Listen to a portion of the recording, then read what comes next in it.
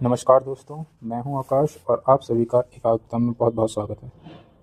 जैसे कि हम सभी को पता है, हम कर रहे हैं यूपीएससी के GS2 कंप्लीट, जो कि PYQ प्लस स्टैटिक बेस्ड है, यानी कि सिलेबस बेस्ड है। और इनके आधार पर हम सारे के सारे PYQ करने वाले हैं, क्वेश्चंस करने वाले हैं। इससे पहले हमने ऑलरेडी GS1 ख़त्म कर चुका है और अब है हमारा GS2, जिसके अंदर हम करने वाले हैं पॉलिटी, गवर्नेंस, सोशल जस्टिस और IR, जिसके अंदर अभी हम कर रहे हैं गवर्नेंस, जिसके अंदर हमने पहला टॉपिक गवर्नेंस और सिटीज़न चार्टर ख़त्म कर चुका है और सेकंड टॉपिक था हमारा ई गवर्नेंस का, और इससे रिलेटेड आए हुए सारे क्वेश्चंस। ई गवर्नेंस से रिलेटेड सारे क्वेश्चंस में से कुछ क्वेश्चंस अभी रह गए थे और जो कॉन्सेप्ट है मैंने ऑलरेडी सारा समझा दिया था। जो रिमेनिंग क्वेश्चंस रह गए थे आज हम वो करेंगे और थर्ड टॉपिक के ऊपर मूव करेंगे, जो कि होगा हमारा NGO, और इससे रिलेटेड जो भी क्वेश्चंस आए हैं उनको एड्रेस करेंगे। राइट, तो फिर चलिए शुरू करते हैं।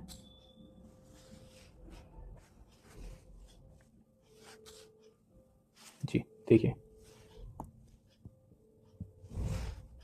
तो क्वेश्चन क्या बोल रहा है? क्वेश्चन बोल रहा है implementation of information and communication technology. ठीक है, कि घूम फिर के क्या बोल रहा है, हमने ICT के बारे में पढ़ा था। अगर याद हो कि हमने ICT की डेफिनेशन, मतलब गवर्नेंस की डेफिनेशन देखी थी ई गवर्नेंस की, कि जिसके अंदर ICT हो। तो किसकी बात कर रहा है घूम फिर के, कि इम्प्लीमेंटेशन ऑफ ICT मतलब इम्प्लीमेंटेशन ऑफ ई गवर्नेंस। ठीक है, अगर क्वेश्चन में बोला जाए implementation of e governance based projects programmes usually suffer in terms of certain vital factors, कि वो कुछ सफ़र करता है कुछ ऐसे फैक्टर्स के अंदर। आइडेंटिफाई दीज फैक्टर्स, जिन फैक्टर्स पे वो सफ़र करता है कोई भी प्रोजेक्ट, उनको फैक्टर्स को आइडेंटिफाई करो and suggest measures for their effective implementation, और उसके लिए कुछ मेजर सजेस्ट करो उसके बेहतर इम्प्लीमेंटेशन के लिए। ठीक है, तो अगर आप ICT की डेफिनेशन, यानी कि मैंने ई गवर्नेंस की जो डेफिनेशन बताई थी, क्या बताई थी? मैंने बताई थी use of ICT, mobile, computer और इंटरनेट, ठीक है, for the better service delivery, transparency, responsive and accountability. तो किसकी बात कर रहे हैं? ई गवर्नेंस की बात कर रहा था। तो क्वेश्चन भी यही तो बोल रहा है कि उसकी लिमिटेशंस के बारे में बोल रहा है। क्वेश्चन डायरेक्ट क्या बोल रहा है कि यूजुअली उसके चैलेंजेस के बारे में बात कर रहा है। सिर्फ इन टर्म्स ऑफ वाइटल फैक्टर्स, कौन से ऐसे वाइटल फैक्टर्स हैं जिनकी वजह से प्रोजेक्ट्स के अंदर कहीं ना कहीं हमको रुकावटें देखने को मिलती है। ठीक है, तो ये किस साइड की चीज़ को इंगित कर रहा है? ये नेगेटिव कर रहा है, नहीं कर रहा है? मैंने पॉजिटिव नेगेटिव बताया था ना, तो ये नेगेटिव चीज़ की बात कर रहा है। नेगेटिव मतलब चैलेंजेस। ठीक है, तो फर्स्ट वाले पार्ट में लिखेंगे हम चैलेंजेस, सेकंड वाले पार्ट के अंदर हम क्या लिखेंगे? हम लिखेंगे उसकी मेजर्स, जो ऑलरेडी हमने कर लिए हैं। क्या कर लिए थे? देखिए, जैसे कि ये प्रॉब्लम्स और चैलेंजेस, कि क्या क्या चैलेंजेस है ICT के अंदर, जैसे रूरल अर्बन डिवाइड है, ठीक है, आधार से रिलेटेड है, डाटा सिक्योरिटी है, ई वेस्ट है, अवेयरनेस है, वगैरह वगैरह। मैंने आपको ऑलरेडी पहले ही समझा दिया था। उससे रिलेटेड हमने क्या देख लिए थे? ये कुछ डाटा और एग्जाम्पल्स हमने कर ही लिए थे। समझ में आया? तो क्या है ये? तो क्वेश्चन यहाँ देख लेते हैं कि information communication technology ICT refers to the effective digital service to the people, make a better governance system and help in people participation. समझ में? While the holding significant advantages for all stakeholder, but ICT has begin brings some challenges to them. For example, अगर देखो एक चीज़ कर सकते हो, question का देखो, इसके अंदर तो हमसे क्या पूछा गया? क्वेश्चन में पूछा गया हमारे चैलेंजेस और उसके मेजर्स। मगर अगर ये क्वेश्चन आया 15 मार्क्स का, 3 पेज दे रखे हैं, तो ऐसी सिचुएशन में आप क्या करोगे? ठीक है, आप एक पार्ट के अंदर क्या दे लिख सकते हो? ऐसे क्या बनाओ? डायग्राम, और उस थ्रू एरो से उसके बेनिफिट लिख सकते हो। ठीक है, बेनिफिट लिख सकते हो ICT के। ठीक है, बस इतने, लगभग आधे पेज के अंदर 2-3 लाइन के अंदर आपका इंट्रो। ठीक है, और जल्दी से 2 मिनट के अंदर आपको एक डायग्राम मिल जाएगा, और जिसके अंदर आप इसके क्या लिख दोगे? सारे के सारे एडवांटेजेस लिख दोगे, ई गवर्नेंस की ये वाला पार्ट लिख दोगे सारा सारा। ठीक है, जितने आ सके। फिर क्या करोगे? फिर सीधा डायरेक्ट ये वाली हेडिंग बनाओगे, जिसके अंदर आप क्या लिखोगे कि while the holding of significant advantage of the stakeholder, but ICT brings some challenge to with them, कि उसके साथ कुछ चैलेंजेस भी हैं। जैसे कि कौन कौन से चैलेंजेस? जैसे डिजिटल इलिटरेसी, क्योंकि एजुकेशन वुमेंस नहीं है, लोग को चलाना नहीं आता है टेक्नोलॉजी सही से, डिजिटल लिटरेसी नहीं है, क्योंकि citizens senior citizens do not have much computer education, उनको कंप्यूटर एजुकेशन नहीं है। इंफ्रास्ट्रक्चर की दिक्कत है, like lack of infrastructure, broadband नहीं है, कॉन्टिन्यूस इलेक्ट्रिक सप्लाई नहीं है, ठीक है। Mobile cover to support ICT projects, ठीक है, उनका कवरेज नहीं है जो कि आईसीटी प्रोजेक्ट्स को संभाल सके, राइट। और क्या है हमारा, लोगों के पास अवेयरनेस नहीं है, परचेजिंग पावर नहीं है, ठीक है, और इंक्लूसिविटी की प्रॉब्लम है, डिजिटल डिवाइड है, नीड कैपेसिटी बिल्डिंग की ज़रूरत है। कुछ सोशल फैक्टर्स भी हैं, जैसे हमारा रीजनलिज्म वगैरह, resignment of the people of the rural area, emerging feeling of discrimination, ये सब लैंग्वेज बैरियर्स हैं, सब पढ़े हुए हैं हमने। तो आपको जो पहले पढ़ाया था आप यहाँ देखो और उसमें देखो, आपको कोई डिफरेंस नहीं आएगा लगेगा, ठीक है। साइबर सिक्योरिटी है, इशू ऑफ ट्रेनिंग है, पॉपुलेशन वगैरह, ये सारे के सारे क्या, जैसे population residing in the Himalayan region, वहाँ पर किसी का इंफ्रास्ट्रक्चर की दिक्कत है, Andaman Nicobar difficult to reach, तो ये सारी चीज़ें हैं। अब दूसरी चीज़ आ जाती है यहाँ पर हमारा मीजर्स क्या कर सकते हैं, एड्रेस कैसे कर सकते हैं। तो इन सब के मीजर्स के लिए मैंने ऑलरेडी क्या करवाया था, आपको एक टेम्पलेट बताई थी,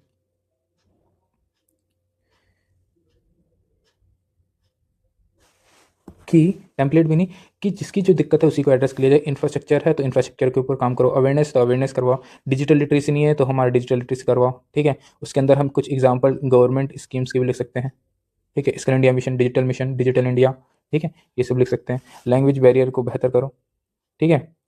और क्या करो, साइबर सिक्योरिटी के लिए अलग अलग हमारा आईटी एक्ट है, अलग अलग एक्ट्स बनाओ, वगैरह वगैरह। चलिए, ट्रेनिंग दो, फंडिंग सपोर्ट करो, लेटेस्ट टेक्नोलॉजी का यूज़ करो, अवेयरनेस कैंपेन चलाओ, ठीक है, जैसे PM Disha aim to educate people, social development priorities रखो, policy should be have inclusivity in the policy, जो पॉलिसी हो इंक्लूसिव, डिजिटल इंक्लूसिव हो, मल्टीपल लैंग्वेज का यूज़ हो, digital India project like Bharat Net aim to connect the group panchayat with broadband, ठीक है। अभी एक लेटेस्ट भी आया हमारा, पंचायत के यहाँ पर इंटरनेट कनेक्टिविटी, यानी कि सभी पंचायतों को क्या करना, इंटरकनेक्टिविटी से लेस कर देना।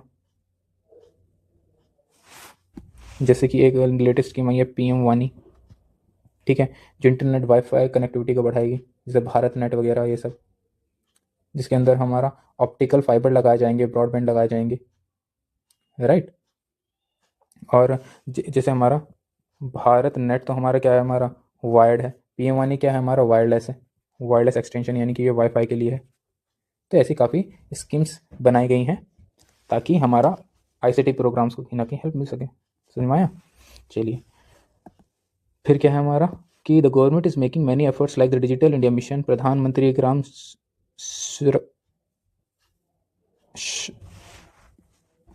साक्षरता अभियान, प्रधानमंत्री ग्रामीण साक्षरता अभियान, digital locker etcetera to address this challenges of IT programmes, right. तो मैंने आपको क्या बताया था, मैंने आपको कुछ चीज़ें बताई थी, जैसे कि अगर एक क्वेश्चन है जिसके ऊपर जब भी मैं पॉजिटिव नेगेटिव बोल रहा हूँ, देखो शॉर्ट के लिए मैं बोल देता हूँ पॉजिटिव नेगेटिव, ताकि आपको भी जल्दी समझे। पॉजिटिव यानी कि क्वेश्चन बोल रहा है उसके एडवांटेज लिखने के लिए, और सेकंड पूछ रहा है उसके डिसएडवांटेज लिखने के लिए। तो आप तो ये मेन हेडिंग के अंदर तो ऐसे पॉइंट वाइज लिखोगे, ऐसे पॉइंट वाइज लिखोगे, ठीक है। और जो लास्ट में क्वेश्चन इन दोनों को पूछा है, ठीक है, और लास्ट में जो मीजर लिख दोगे आप एज अ कंक्लूजन की फॉर्म में लिख दो, ठीक है। अब क्वेश्चन आपसे अगर पूछा है, पॉजिटिव भी पूछा है, नेगेटिव भी पूछा है, और मीजर्स भी पूछे हैं, तो आपको तीनों को क्या करना है, आपको ऐसे लिखना है, ये पॉइंट वाइज, ये भी पॉइंट वाइज, और ये भी पॉइंट वाइज, ठीक है। और कंक्लूजन में इन मीजर्स को सपोर्ट करती हुई कोई स्कीम होगी वो लिख देनी है, या फिर मैंने बताया था कि आपको कोई स्कीम नहीं है तो इसका ओवरऑल करके कुछ ना कुछ यहाँ पर कंक्लूजन में लिख देना है।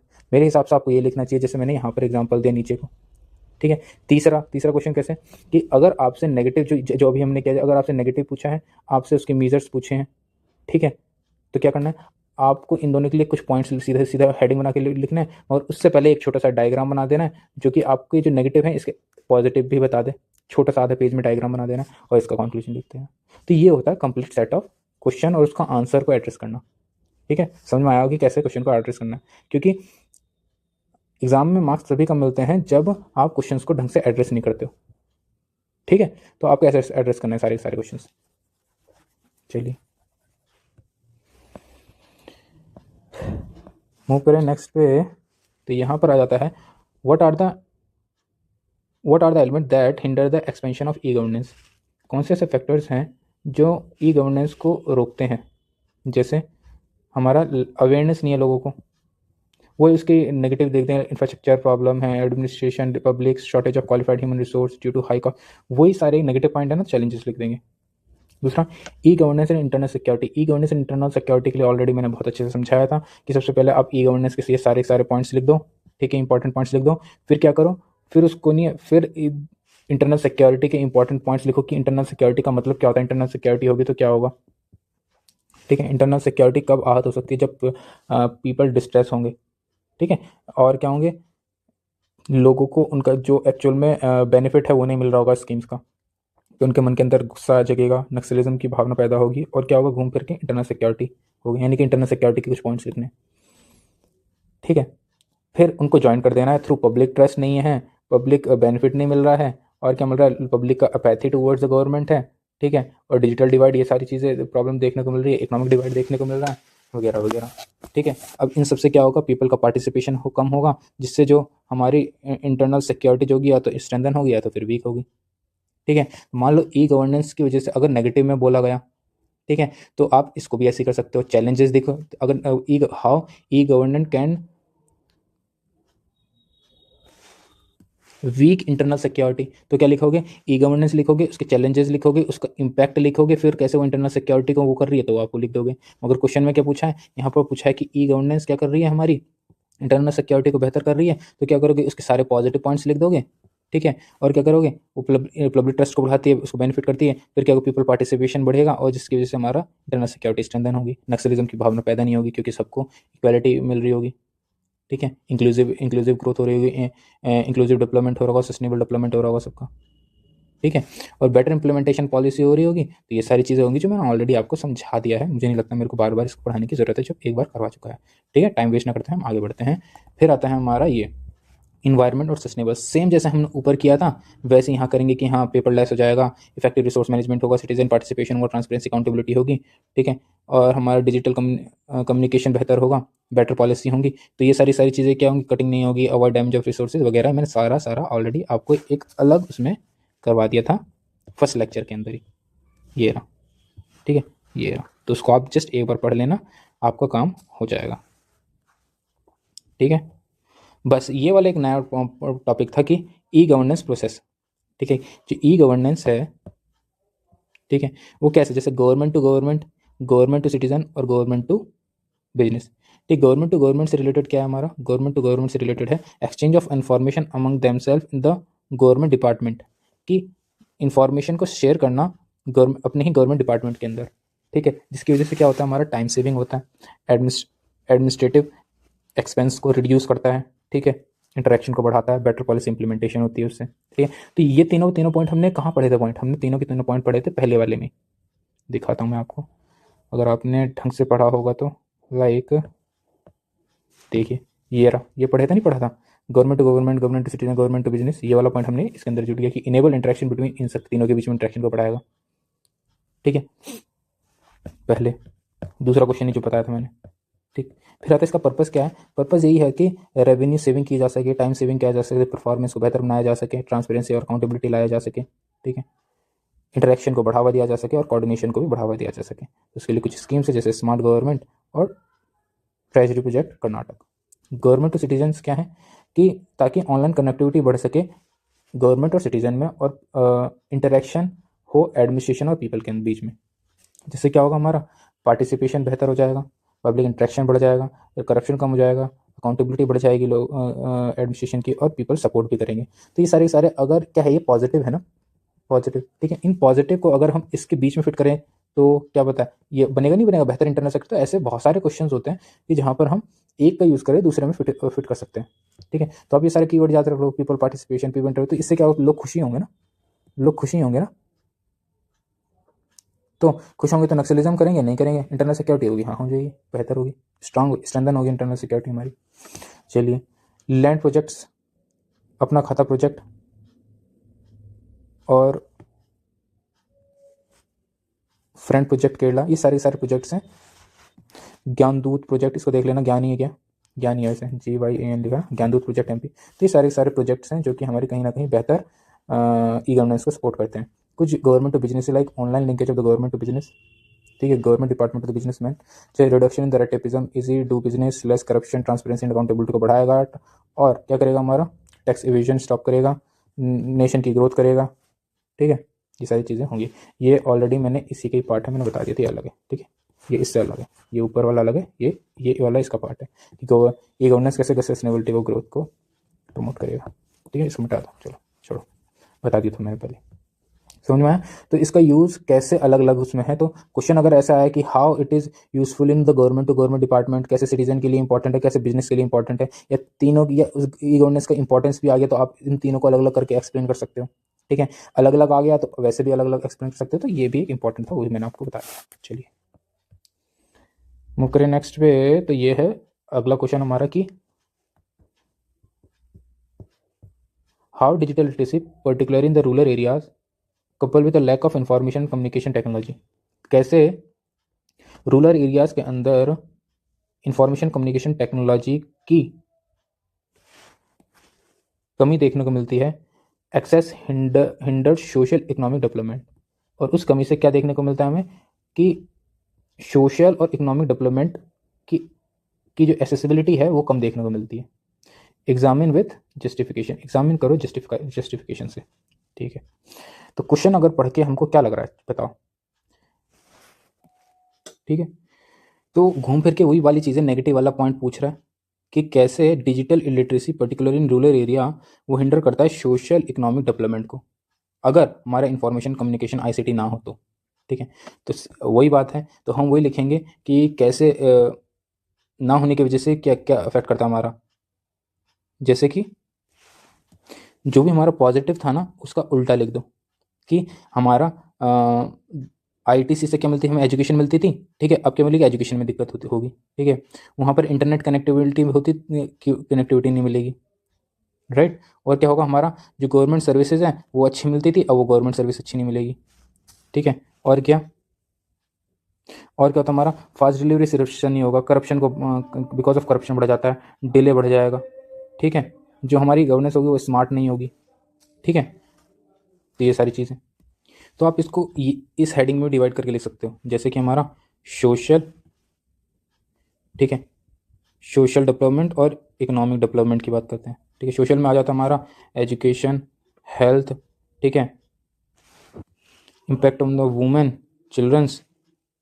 ठीक है, और कैसा होगा हमारा, और हाँ ये भी आ जाएगा सोशल। हाँ, उसको इकोनॉमिक के अंदर क्या हो जाएगा, ये तो सोशल हो गया। इकोनॉमिक के अंदर मान लो 3 से 4 पॉइंट आपने यहाँ लिख दिए। इकोनॉमिक के अंदर क्या होगा, इकोनॉमिक के अंदर हमारे आ जाता है, जैसे मान लो डिजिटल डिवाइड होगा, और क्या होगा, हमारा डीबीटी ट्रांसफ़र था वो नहीं हो पाएगा, और क्या होगा, जैसे कि हमने यहाँ पढ़ा था टेलीमेडिसिन नहीं होगा, स्किल डेवलपमेंट ही पूरा एजुकेशन होगा। ठीक है, और लिमिटेड एक्सेस ऑफ फाइनेंसेस होगा। ठीक है, फाइनेंस का लिमिटेड एक्सेस होगा।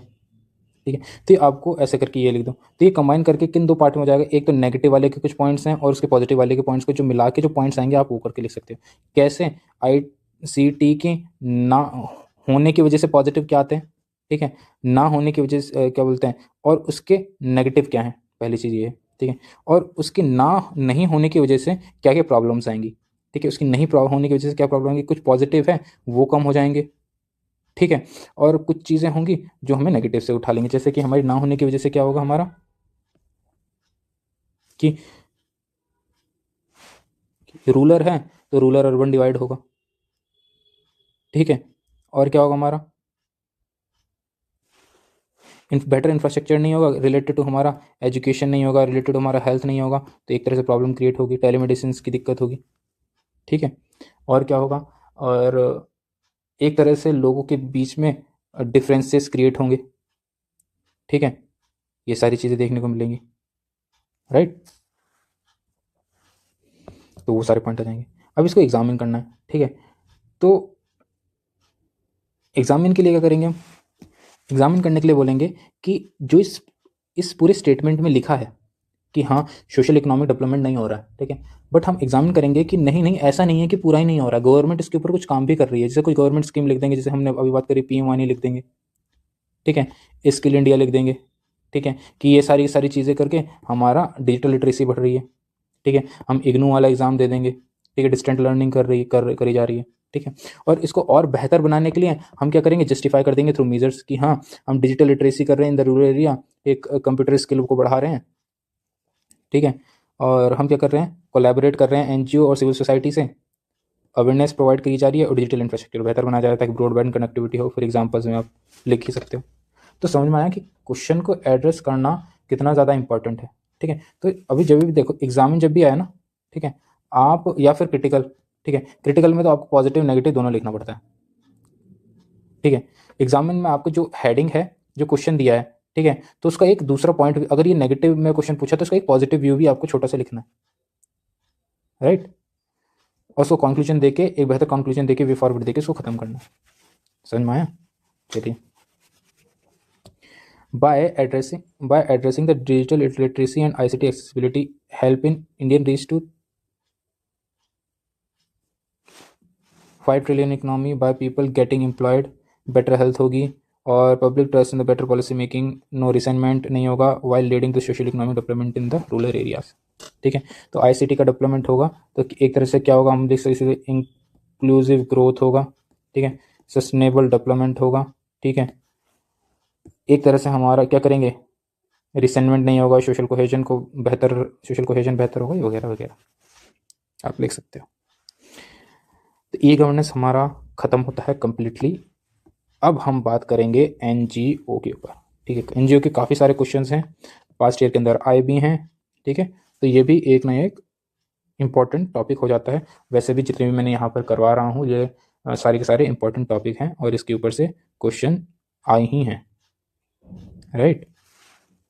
तो सबसे पहले हम एनजीओ को पूरा ओवरव्यू देख लेते हैं, ठीक है। फिर उस ओवरव्यू के बाद क्या करेंगे, ओवरव्यू के बाद हम अपने क्वेश्चंस के ऊपर आएंगे तो हमें थोड़ा ज़्यादा अच्छे से समझ में आएगा, ठीक है। उसका इम्प्लीमेंटेशन देखेंगे, राइट। तो चलिए शुरू करते हैं।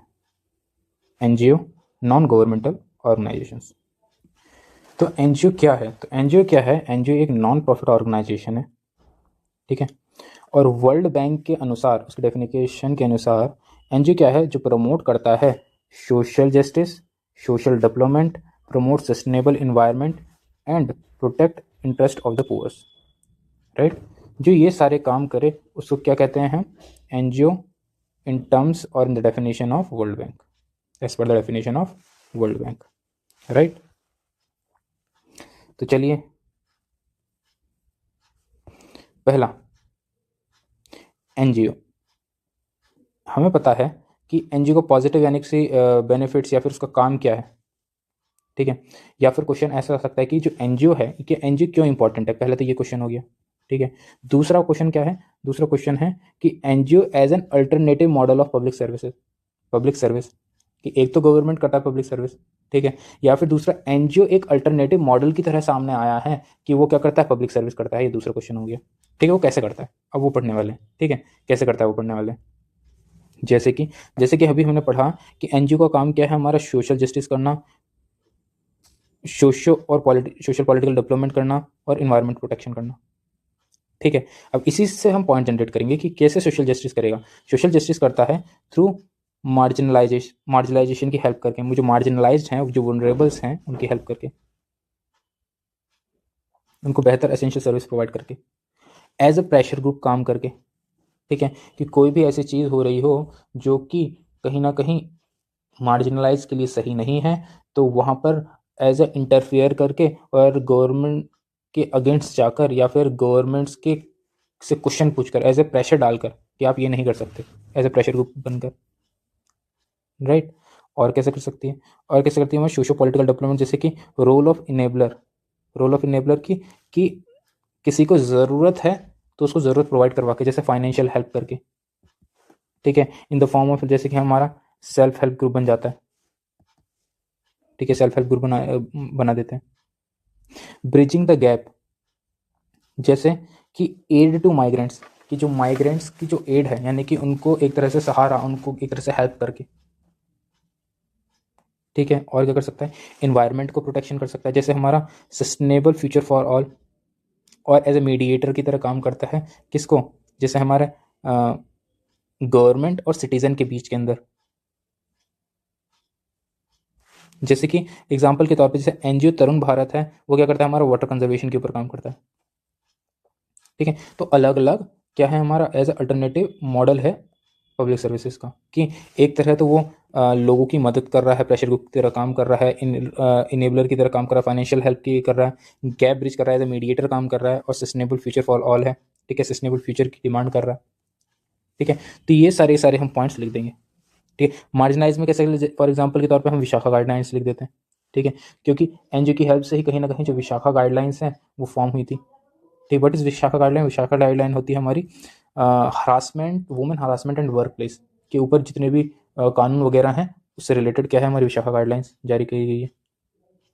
और क्या करता है, ये तो बेसिक है कि मैंने इन पॉइंट को उठाकर ये चीज़ बना दी। ठीक है, आपको डायरेक्टली लिखना यही है, मैंने समझाने के पर्सपेक्टिव से बीच में लेके आया। ठीक है, ये नहीं लिखना आपको जब आप अल्टरनेटिव मॉडल लिखोगे। ठीक है, तो अगर आप लिख सकते हो तो ऐसे लिख देना कि ये मेन हेडिंग बना दो, फिर ऐसे एक दो ये हेडिंग बना दो, एक मिनट, हाँ, कि आप मेन ये हेडिंग बना दो और उसके ऐसे पॉइंट्स लिख दो, ये हेडिंग बना दो, ऐसे पॉइंट लिख दो। ये पॉइंट हुआ। और क्या करता है, और क्या काम करता है, गवर्नमेंट और पीपल के बीच में एज ए ब्रिज की तरह काम करता है। जैसे कि पॉलिसीज को समझाना, लाइक अवेयरनेस को क्रिएट करना, help poor in the development. ठीक है, जैसे सोशल डेवलपमेंट, चाहे वो इकोनॉमिक डेवलपमेंट हो, चाहे कैपिटल और ह्यूमन रिसोर्स डेवलपमेंट हो। ठीक है, इकोनॉमिक में हमारा सेल्फ हेल्प ग्रुप आ गया, सोशल डेवलपमेंट के अंदर हमारा विशाखा गाइडलाइंस आ गई। ठीक है, ह्यूमन रिसोर्स मैनेजमेंट या फिर कैपिटल डेवलपमेंट करता है, राइट। तो ये सारी चीज़ें, तो कैसे ब्रिज की तरह काम करता है वो देख लिया, ये सारे पॉइंट आ गए। और क्या कर सकते हैं, जैसे और क्या करता है हमारा, और करता है जैसे हमारा बीस बॉटम अप प्लानिंग। ठीक है, जो प्लानिंग है उसको as a grass root level से उठाता है प्रॉब्लम्स को और उसको एड्रेस करता है। जैसे कि प्रधान एक क्या है हमारा एनजीओ है जिसका मेन काम क्या है हमारा, एम्प्लॉयमेंट और रूरल लिवलीहुड को सपोर्ट करना रूरल एरिया के अंदर। ठीक है, जो एक ग्रास रूट लेवल की प्रॉब्लम है। ठीक है, वो क्या करता है, वो गवर्नमेंट को क्या करता है, रिस्पॉन्सिव बनाता है। जैसे गूंज है जो कि हमारा डिजास्टर रिलीफ के लिए। आई से इंक्लूसिविटी को प्रमोट करता है, जैसे Sneha work for the women and children. ठीक है, दूसरा डिसेंट्रलाइजेशन अप्रोच रखता है, ग्रास रूट लेवल पर रीच रखता है, जैसे Vanvasi Kalyan Ashram education for tribals. ठीक, ग्रास रूट लेवल पर एजुकेशन की बात करता है। ठीक है, तो कैसे कैसे ये गवर्नमेंट और पीपल के बीच में कहीं ना कहीं एक बेहतर ब्रिज की तरह काम कर रहा है, कि उनको अवेयरनेस भी दिलवा रहा है। ठीक है, ये सारे डेवलपमेंट भी कर रहा है, और क्या कर रहा है, ग्रास रूट लेवल पर काम भी कर रहा है, डिसेंट्रलाइज कर रहा है, इंक्लूसिव को बढ़ा रहा है, रिस्पॉन्सिवनेस को बढ़ा रहा है, और क्या कर रहा है, बॉटम अप अप्रोच ले रहा है। ठीक है, तो क्वेश्चन ये भी आ सकता है कि कैसे, how NGO act as a bridge between government and people. ठीक है, इसके अंदर हम ये भी लिख सकते हैं, इसके अंदर हम प्रेशर ग्रुप वाला भी लिख सकते हैं, तो हम सारे पॉइंट लिख सकते हैं भाई, इसमें सारे पॉइंट लिख सकते हैं। ठीक है, तो ये इसी एनजीओ का alternate source of public service में ये तो आएगा ही आएगा, प्लस आपको ये एक दे दिया है template, government bridge between people. तो ऐसे करके आप ये भी लिख सकते हो। तो इतने सारे पॉइंट्स आपके केवल इसके अंदर आ चुके हैं कि कैसे NGO is an alternative model of public service, ये सारे सारे आ जाएंगे। समझ में आया क्या बताया मैंने? तो सीधा डायरेक्ट एक बार रिकॉल कर लेते हैं। एनजीओ क्या करता है, social justice, social political development और इकोनॉमिक प्रोटेक्शन करता है, और ब्रिज करता है, एक तरह से ब्रिज बनकर काम करता है हमारा गवर्नमेंट और पीपल के बीच में, और उनके बेसिक पॉइंट्स हमारे। ठीक है, इनको याद कर लो, सिंपल। और नॉर्मल उनके एग्जांपल्स हैं, जैसे हमारा विशाखा गाइडलाइंस हो गया, कुछ हमारा एनजी ये नाम होंगे, एस सेल्फ हेल्प ग्रुप की तरह ये कुछ नाम होंगे, ये होगा ये होगा। ठीक है, इनकी लिस्ट भी दूंगा मैं एक, ताकि आपका नॉर्मल याद भी रहे। ठीक है? इससे रिलेटेड एक क्वेश्चन और पूछा जा सकता है कि क्या, कि वाई गवर्नमेंट प्रमोटिंग एनजीओ, कि गवर्नमेंट क्यों करते हैं एनजीओ को प्रमोट, इसलिए करते हैं ताकि वो ये सारे काम कर सके। ठीक है, ये सारे काम कर सके। Why the government wants to get the work done from NGO. ठीक है, तो उसका भी यही आंसर होगा। ठीक है, ऐसे क्वेश्चन आते हैं तो ये इसका एक ही आंसर होने वाला है। चलिए और क्या पूछते हैं क्वेश्चन, जैसे हमने यहाँ मार्जिनलाइज के ऊपर पूछा, तो ये भी क्वेश्चन आप पूछ सकता है, how NGO work for the better of marginalise, कि कैसे जो एनजीओ है वो मार्जिनलाइज के बेहतरी के लिए काम करता है, जो मार्जिनलाइज है। ठीक है, तो उसके अंदर सारे पॉइंट क्या ले सकते हैं, जैसे मार्जिनलाइज के लिए वो कैसे बेहतर काम करता है, कि वो प्रमोट करता है सोशल जस्टिस को, वो प्रमोट करता है सोशल डेवलपमेंट को, वो प्रमोट करता है ह्यूमन राइट्स को, वो प्रमोट करता है इन्वायरमेंटल प्रोटेक्शन को। ठीक है, ये सारी चीज़ें तो हमने पढ़ ली ना। ठीक है, social justice, social political, environment protection. ठीक है, और इनसे रिलेटेड कौन कौन से एनजीओ हैं जो ये काम करते हैं, एग्जाम्पल के तौर पर आप ये लिख सकते हो, इनमें से कोई से भी एग्जाम्पल लिख लो। जैसे सोशल जस्टिस के लिए Save the Children, Melinda and Gate Foundation, सेवा फॉर वुमेन एम्प्लॉयमेंट। ठीक है, सोशल डेवलपमेंट के लिए होगा हमारा Khadi village industry, India against corruption, human rights के लिए एशिया वॉच, एमनेस्टी इंटरनेशनल, ये सारे आपने नाम भी सुने होंगे। इन्वायरमेंट के लिए green peas, the सॉली village association. तो ये सारे के सारे आप याद कर सकते हो मार्जिनलाइज के लिए। ठीक है, और क्वेश्चन डायरेक्ट ऐसा आता भी नहीं है, क्वेश्चन इतना छोटा थोड़ी आता है कभी भी, क्वेश्चन आता है थोड़ा बड़ा करके। ठीक है, जिसके अंदर एक पार्ट ये होता है, तो आपका एक पार्ट ये हो गया, आपको दूसरा पार्ट इसके चैलेंज से इससे पूछ लिया, यहाँ पर दूसरा पार्ट इसके चैलेंज पूछ लिया, तीसरा पार्ट इसका मीजर्स पूछ लिया। ठीक है, तो ये चीज़ है। चलिए नेक्स्ट करें। तो जब अब सेकंड पढ़ते हैं हम। देखो, success rate of NGO, success rate of NGO is higher than the government. ठीक है, अब देखो कि ये सारी की सारी चीज़ें प्रमोट कर रहा है और क्वेश्चन पूछ रहा है कि जो सक्सेस रेट है एनजीओ का वो गवर्नमेंट से हायर क्यों है। तो वो इसके अंदर वो सारी चीज़ें नहीं लिखेंगे कि जो कि एनजीओ कर रही हैं और गवर्नमेंट नहीं कर रही हैं, और गवर्नमेंट की कुछ लिमिटेशंस हैं वो क्यों नहीं, इसलिए नहीं कर पाती है। ठीक है, तो यहाँ पर जो गवर्नमेंट का नेगेटिव व्यू ही तो लिखेंगे कि हाँ इसके अंदर ये सारी चीज़ें नेगेटिव हैं इसलिए वो एनजीओ से बेहतर काम नहीं कर पा रही है। ठीक है, तो क्या है, जैसे कि गवर्नमेंट के अंदर ब्यूरोक्रेटिक कल्चर है। ठीक है, डेमोक्रेटिक कल्चर नहीं है, रेड टेपिज्म है, फाइल कल्चर है। ठीक है, डिले हैं, कछुए की तरह चलते हैं, धीरे धीरे काम करते हैं, करप्शन बहुत ज़्यादा है, लैक ऑफ अकाउंटेबिलिटी और ट्रांसपेरेंसी है, हायरार्किकल सिस्टम है। ठीक है, एक दूसरे को फाइल पकड़ाते रहते हैं। ठीक है, लिमिटेड है, यानी कि पब्लिक और एडमिनिस्ट्रेशन का इंट्रैक्शन जो है लिमिटेड है, बहुत कम है। और क्वेश्चन यही पूछ लिया कि इसको बेहतर बनाने के लिए क्या करेंगे, तो इसी का उल्टा करो, ब्यूरोक्रेटिक कल्चर तो डेमोक्रेटिक कल्चर है, रेपुटेशन को हटाएंगे, ई गवर्नेंस को लाएंगे। ठीक है, सिटीजन चार्टर को लाएंगे। ठीक है, और क्या करेंगे, हमारा अकाउंटेबिलिटी और ट्रांसपेरेंसी को बढ़ाएंगे। ठीक है, इंटरेक्शन को बढ़ाएंगे। तो ये सारी चीज़ें आप लिख सकते हो, समझ में आ गया होगा। ठीक है, अब क्वेश्चन क्या है, इश्यूज़, इश्यूज़ के बारे में बात करें तो इश्यूज, चैलेंज या फिर लिमिटेशंस किसकी, हमारी एनजीओ की। अब वो लिखेंगे कि क्या है इश्यूज, चैलेंजेस या फिर लिमिटेशंस क्या है हमारी एनजीओ की, राइट। इश्यूज के अंदर हम बात करें तो सबसे पहले आता हमारा डोनर और फंडिंग एजेंसी की साइड से। जैसे कि क्या इश्यूज आते हैं हमारे, कि जो एनजीओ है, ठीक है ध्यान से देखना, कि जो एनजीओ है उसको फंडिंग कहाँ मिलती है, हमारी इंटरनेशनल फंडिंग मिलती है। ठीक है, अब ये जो फंडिंग है, ठीक है, ये कहीं ना कहीं उसकी क्रेडिबिलिटी को कहीं ना कहीं एक क्वेश्चन मार्क लगाती हैं। कहीं बहुत जगह पाया गया है कि जो एनजीओ है वो कहीं ना कहीं मनी लॉन्ड्रिंग में देखा गया है। ये भी दिखाया गया है कि बहुत सारे एनजीओ कहीं ना कहीं टेररिस्ट एक्टिविटी के अंदर भी इन्वॉल्व रहते हैं। तो इन सब की वजह से क्या चीज़ देखने को मिलती है, वो है हमारी credibility.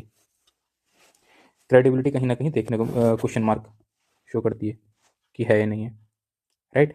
Similar to that of की एग्जाम्पल हमारा, जैसे कुंदन कुलम प्रोजेक्ट हुआ था हमारा तमिलनाडु के अंदर, शायद तमिलनाडु के अंदर ही हुआ था, हाँ। तो उस समय उसको अपोज करने के लिए एनजीओ आई थी, तो ये एक एग्जाम्पल हो सकता है। दूसरा ये भी है कि जो फंडिंग दी जा रही है, मनी लॉन्ड्रिंग हो रहा है और फंड किया जा रहा है टेररिस्ट द्वारा, ठीक है, उसका कहीं ना कहीं हमारा जो फंड है वो मिसयूज हो रहा है। ठीक है, लगभग 10% से भी कम जो इनकम टैक्स फाइल किया जाता है एनजीओ के द्वारा। ठीक है, जो लगभग 10% से भी कम जो एनजीओ है वो इनकम टैक्स फाइल करती हैं। तो ये होगी हमारी डोनर और फंडिंग एजेंसी के साइड से जो क्या प्रॉब्लम्स हैं, क्या चैलेंजेस हैं। दूसरा, उसके इंटरनल कुछ चैलेंजेस हैं, इंटरनल इश्यूज़ हैं। वो इंटरनल इश्यूज़ क्या हैं, जैसे कि कुछ रिसोर्सेज के अंदर है, कुछ आइडियाज़ के थ्रू हैं, यानी कि एनजीओ की जो खुद की थॉट है उसका आइडिया है, इसको सेपरेट कर दूँ। जैसे कि हमारा ह्यूमन रिसोर्स, वहाँ पर ह्यूमन रिसोर्स ज़्यादा नहीं है। ठीक है, दूसरा फाइनेंशियल रिसोर्स इतना कुछ खास नहीं है। ओवर डिपेंडेंसी ऑफ ग्रांट्स, कि जो ग्रांट्स के ऊपर ज़्यादा ऊपर डिपेंडेंट है। आइडिया जो है हमारा पॉलिटिकल बाइसेस है। ठीक है, अगर आइडिया क्या है, पॉलिटिकल बाइसेस है। Impose foreign ideas, right, in the name of public welfare. ठीक है, पब्लिक वेलफेयर के नाम पर फॉरेन आइडियाज को इम्पोज करना। Encroachment the religion and culture, religion और कल्चर के बीच में एनक्रोचमेंट करना, ठीक है। तो ये सारी की सारी चीज़ें क्या हैं, एक इंटरनल इशू देखने को मिलती हैं किसके अंदर, एक तो उसके इंफ्रास्ट्रक्चर के अंदर कि हाँ फाइनेंशियल चेंजेस हैं, ह्यूमन रिसोर्सेज हैं वगैरह वगैरह, दूसरा उसके थॉट्स और आइडियाज़ के अंदर, ठीक है, ये एक प्रॉब्लम है। दूसरा और क्या है हमारा, गवर्नमेंट और एनजीओ के बीच में क्या इश्यूज हैं, जैसे इसके अंदर हम एक निमोनिक याद कर सकते हैं, ट्रैप, TRAP, ट्रैप, जैसे दोनों के बीच में ट्रस्ट की दिक्कत है। गवर्नमेंट एनजीओ के ऊपर रेगुलरिटी ओवर रीच, यानी कि जो रेगुलरिटी है उसको कहीं ना कहीं ज़्यादा बढ़ा रहा है, ओवर रीच कर रहा है रेगुलरिटी का। और क्या कर रहा है हमारा, आर्बिट्रेटरी पॉलिसी चेंज करता हुआ दिखता है गवर्नमेंट। और क्या हमारा, treating NGO as contrast rather than a frontier, जैसे कि पहली चीज़, ये कुछ चीज़ें गलत हैं वो मैं दिखा देता हूँ। ट्रीटिंग एज ए कॉन्ट्रास्ट नहीं, ट्रीटिंग एज ए कॉन्ट्रैक्ट है ये, और ये पार्टनर है, ठीक है। Treating NGO as a contract rather than a partner, ठीक है। एनजीओ को कॉन्ट्रैक्ट की तरह देखना, ना कि पार्टनर की तरह, ठीक है, ये चीज़ है।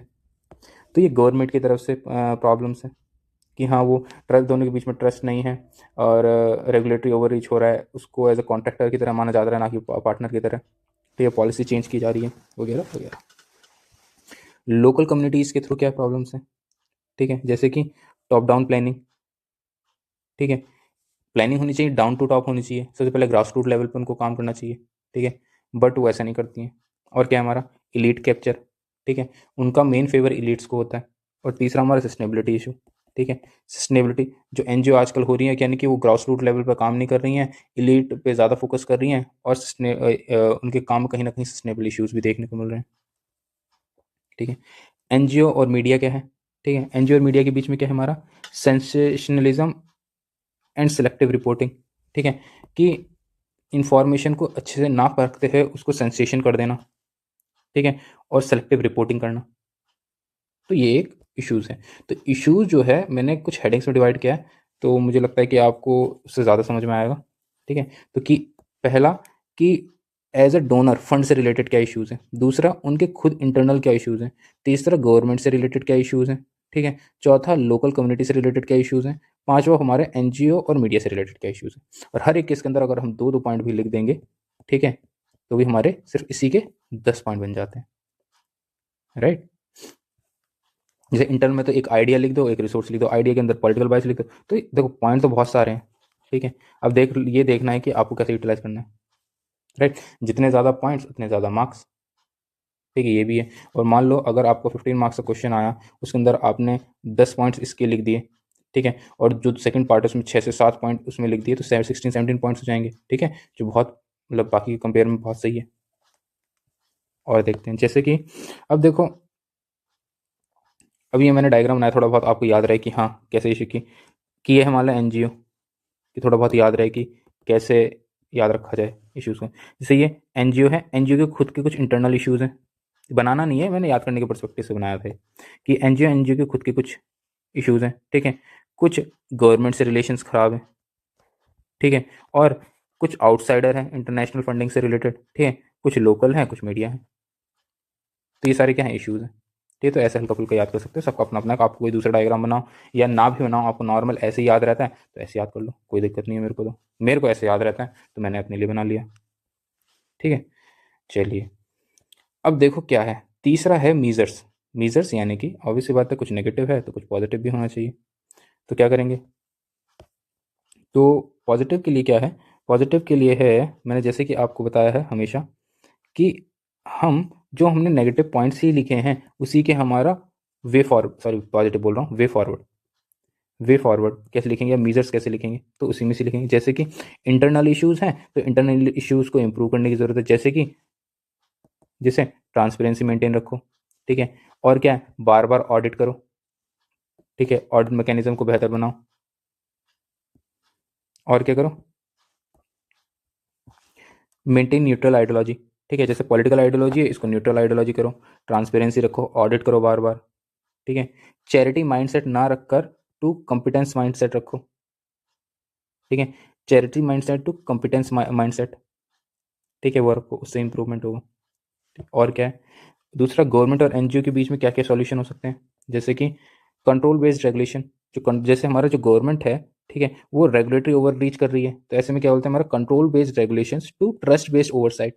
ठीक है, कि जो कंट्रोल बेस्ड की बजाय ट्रस्ट बेस्ड रेगुलर ओवरसाइट होनी चाहिए। सरकार को एज ए इनेबलर एक्ट करना चाहिए, ना कि कंट्रोलर। ठीक है, और एनजीओ के लिए एक सिंगल विंडो सिस्टम बना देना चाहिए, चाहे उसके फंड से रिलेटेड हो या फॉर्मेशन से रिलेटेड हो या वगैरह कुछ भी। दूसरा, फंडिंग जो होनी चाहिए वो क्या होनी चाहिए, हमारा आउटकम बेस्ड फंडिंग होनी चाहिए।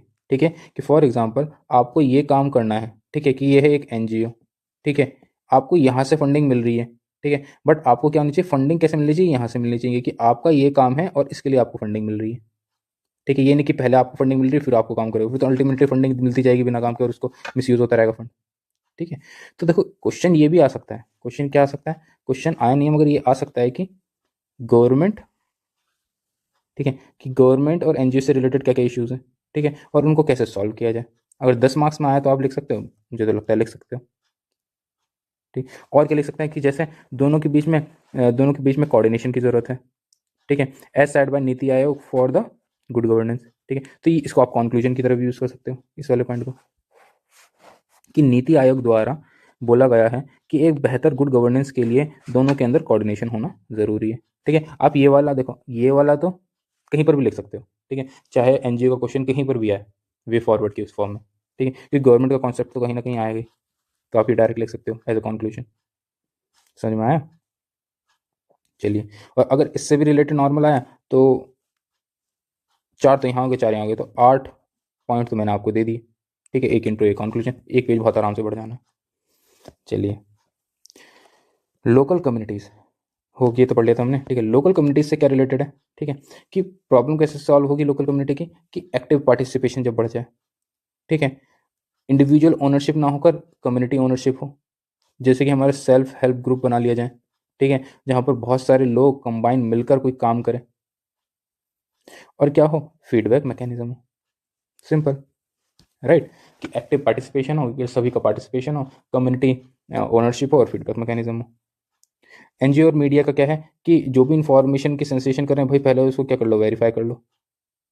ठीक है, तो मीडिया का क्या है, वेरीफाई कर लो, awareness, participation, community ownership, regulation ना होकर ओवर ट्रस्ट बेस्ड, और इनेबलर ना होकर कंट्रोलर, सिंगल विंडो होना चाहिए, आउटकम बेस्ड फंडिंग होनी चाहिए, transparency, regular audit, training, sorry ये, हाँ, मेंटेन न्यूट्रल आइडिया, और क्या होना चाहिए, मतलब न्यूट्रल आइडियोलॉजी होनी चाहिए, और क्या होना चाहिए, हमारा जो माइंडसेट होना चाहिए कॉम्पिटेंस बेस्ड होना चाहिए, ना कि चैरिटी बेस्ड।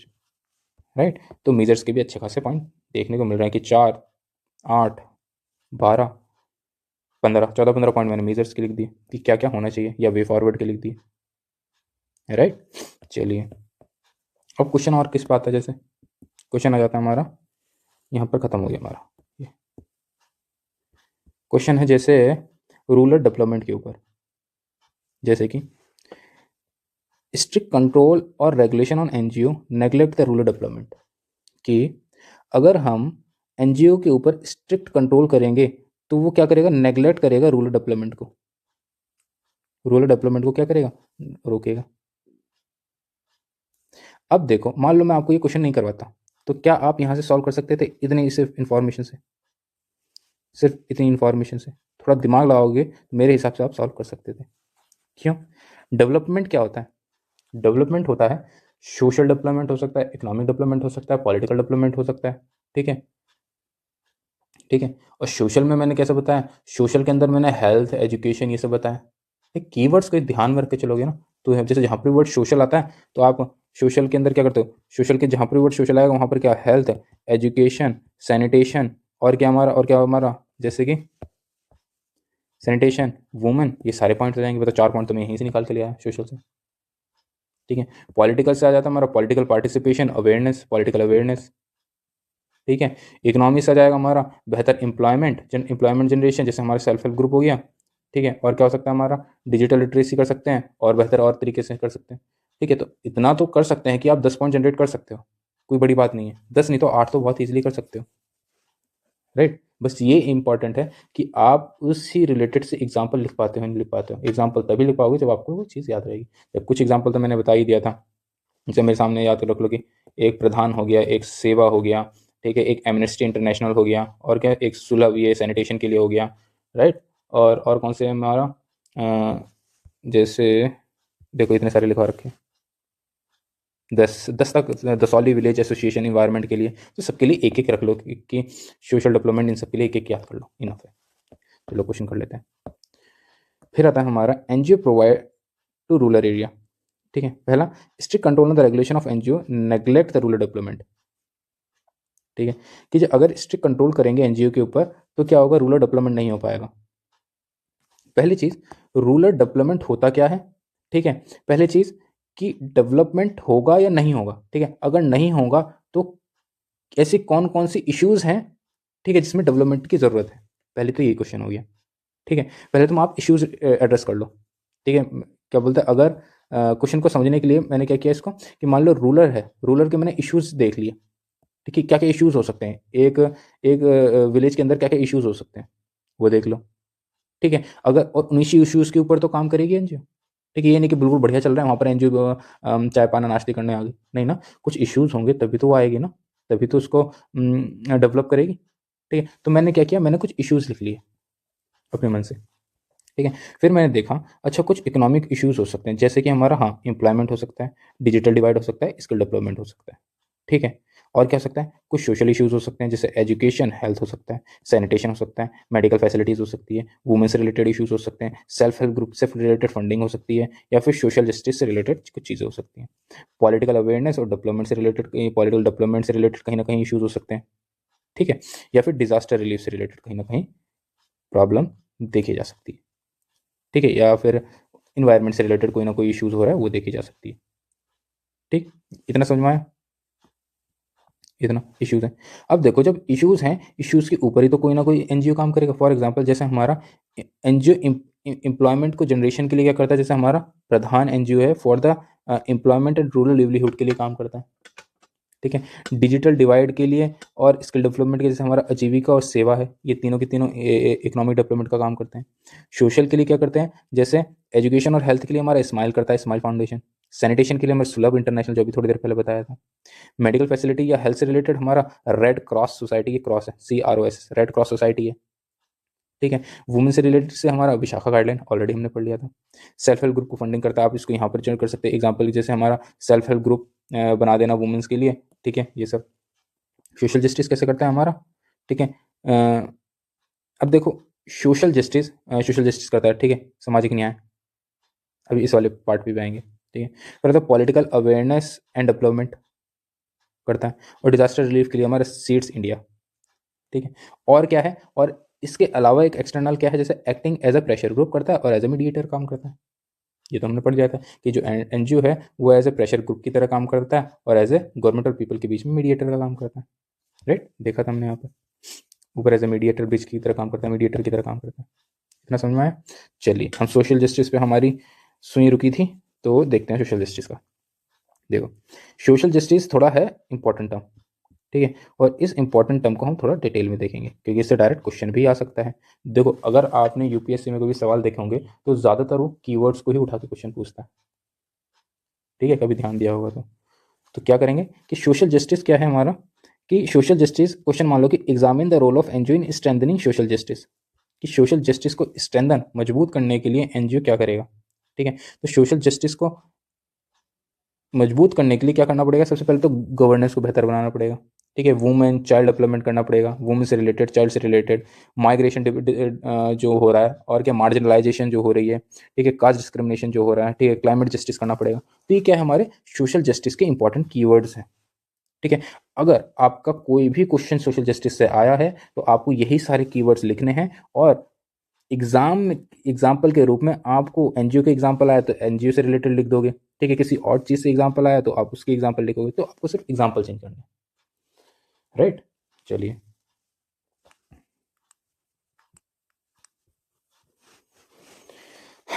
चलिए तो फिर, जैसे गवर्नेंस, जैसे कि सोशल जस्टिस कब होगा, जब हमारी पार्टिसिपेटरी गवर्नेंस होगी, वेलफेयर स्टेट होगा, और रिडिस्ट्रीब्यूटिव जस्टिस होगा, यानी कि